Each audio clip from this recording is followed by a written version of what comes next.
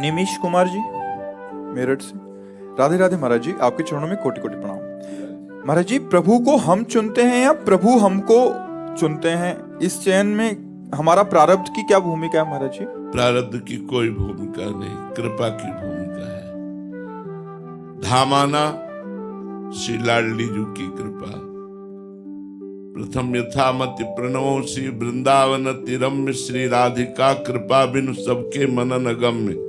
ये प्रारब्ध से वृंदावन आना नहीं हुआ, मेरी महारानी जी ने कृपा करी आप सबके ऊपर, तो आप वृंदावन पधारे, आप वृंदावन में प्रवेश पाए, आप वृंदावन की पावन भूमि में शिव शनकादि वंदित रज में आप यहाँ बैठे हुए हैं। आप संत समागम पाए, ये कृपा से है।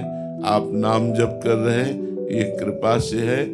भगवत कृपा हमने बताया अहेतुकी है, वो कब कहाँ किस पर उतर जाए ये कहा नहीं जा सकता है। इसमें प्रारब्ध में केवल दो ही बातें होती हैं, शुभ और अशुभ, जिनका परिणाम सुख और दुख होता है, जिनको अवश्य भोगना होता है।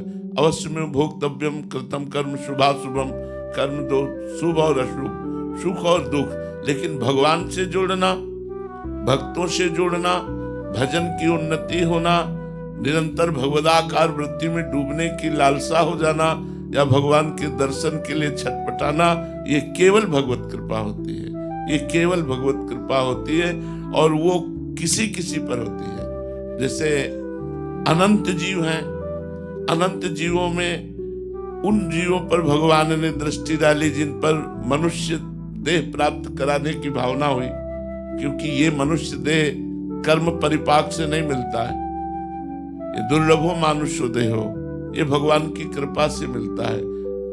कवहू का करी करुणा नर देही, देत ईस बिनु हेतु स्नेही।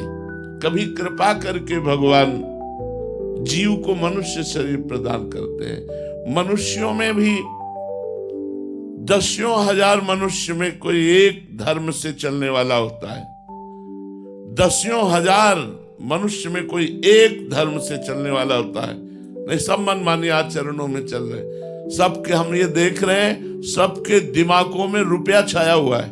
रुपया, भगवान या धर्म या मोक्ष।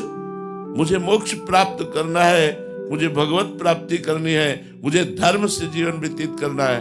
अपने लोग बैठे हो, सब देखो दिमागों में उन्नति, रुपया, पद प्रतिष्ठा, घर मकान,